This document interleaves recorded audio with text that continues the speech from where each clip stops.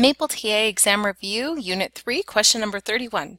The local newspaper asked a sample of 298 registered voters how they plan to vote on the library bond issue.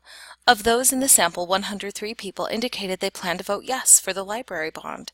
Use the formula confidence interval equals x over n plus or minus 1 over the square root of n to find the confidence interval for this situation. So I wrote down a couple of our things from the problem over here. N is the sample size, so I have 298 people, and of those people our sample statistic, or the people who said yes, what we're looking for is 103.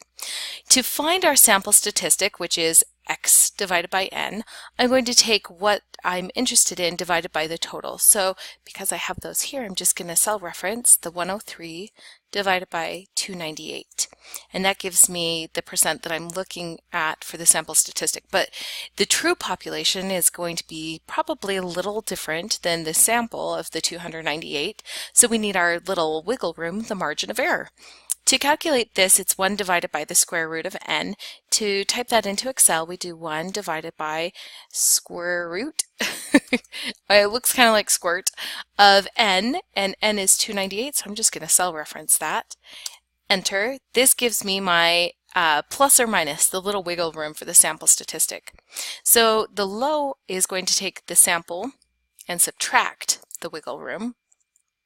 The high takes the sample and adds the wiggle room, and there's our interval. So we're going from move the decimal over 28.8 or 28.77%, and move the decimal over to here 28 or 40.4 or 40.36%.